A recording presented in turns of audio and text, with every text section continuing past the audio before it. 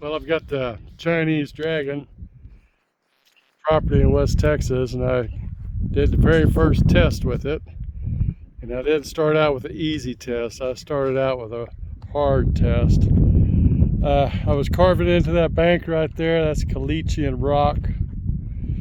And I was carving it out and moving it down here to this gully, trying to dam this gully up. Because what happens is every gully that our road crosses, that ultimately gets washed out because water runs across the road and it washes it out.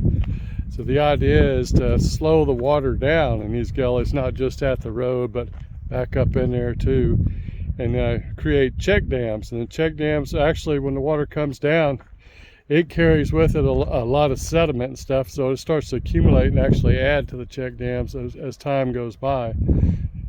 And so that was my idea, is erosion control, and start damming up some of these gullies, and at the same time it should save the road a little bit, hopefully. And it did a good job. I was hitting it hard. I was really putting it through the paces, and it was coming up with full buckets of rock and caliche there, so I'm pleased. If it lasts, if it doesn't break, well, then that'll be good. We'll have it. But so far, it's doing a great job. On to the next test. Here's a different angle of that bank that I was carved into to get the material.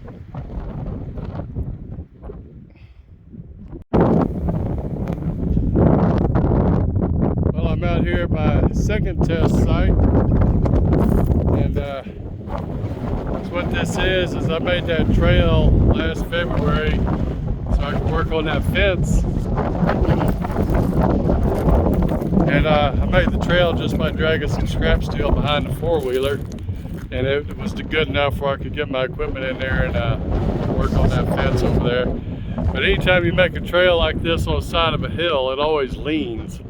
And so my test now is I'm going to try to get in there where it has the lean and carve off on the hillside, see if I can level that road out a little bit. See how it does. Test number 2.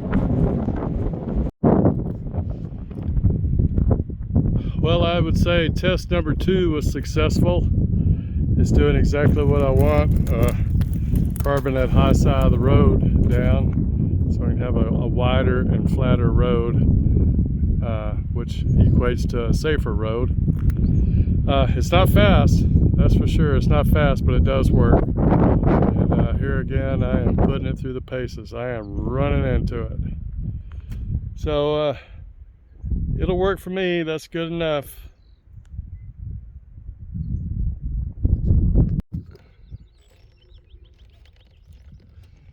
I'm going to take a little ride this morning down the trail that I completed yesterday with the Fland 45. It wasn't easy. It was a grueling first test. All this ground out here is rock and caliche. A lot of rock. I was really running into that machine. You know, almost threw me out a few times, but it got the job done, and I moved a lot of material, as you'll see in the video.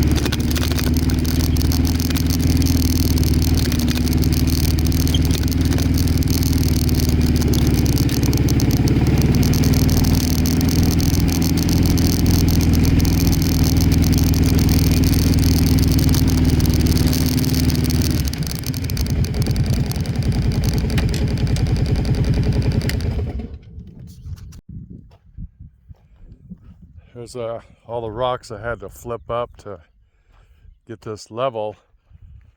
This trail is a whole lot safer now. You're not going down it on an angle.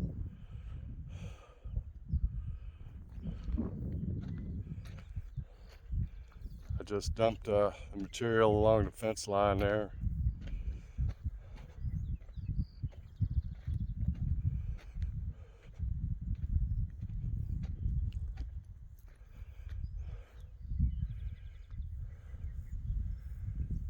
Good view of the hills in the background. Right over there, by those hills, that's Mexico and the Rio Grande. Where that sharp bluff is right there, that's a bluff along the Rio Grande.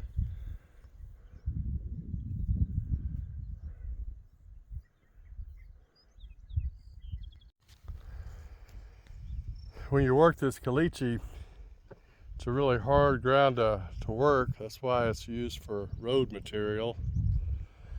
And but once you start working it, it just turns to dust. That's why when you do road work out here, it's best to do it when you have some rain. Of course, rain doesn't happen that often, so you can't always coordinate that. But once it rains, this dust will pack back down and it'll get hard again. But since I came through here yesterday, it looks like last night the deer have already found this trail, and I think they probably like it.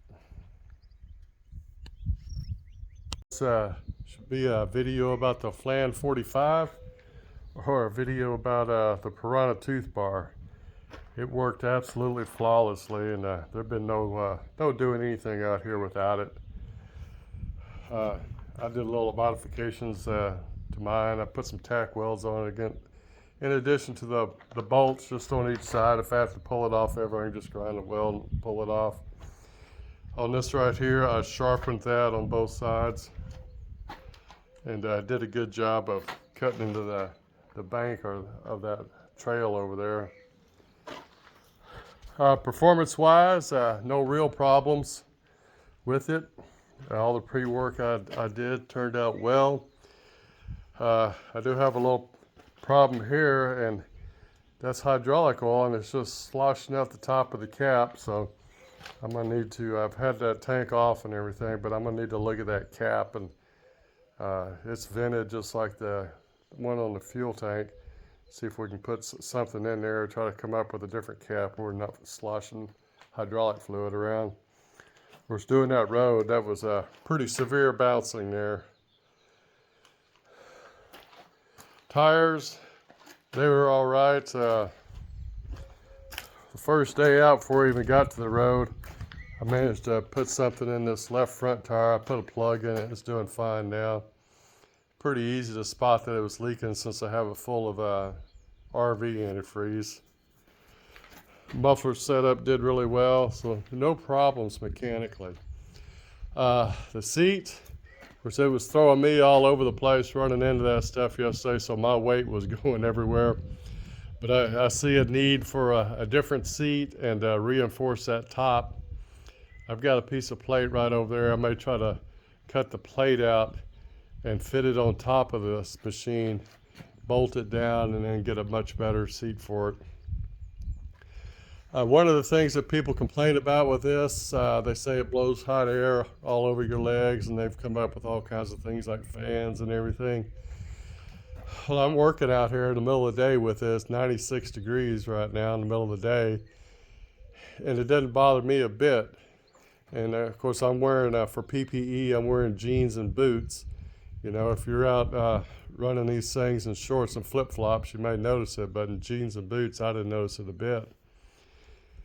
Now, my whole theory on this machine is keep it simple.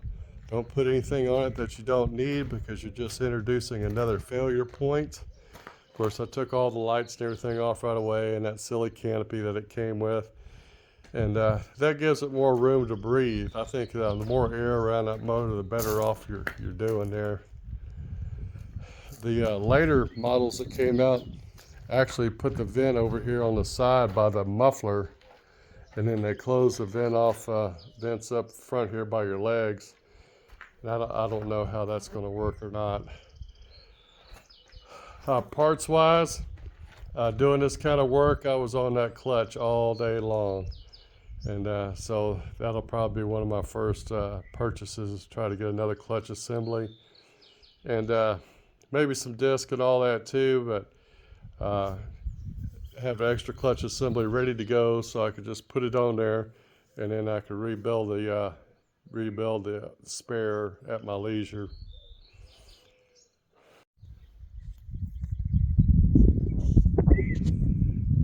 The Fland is going to stay out here on the ranch.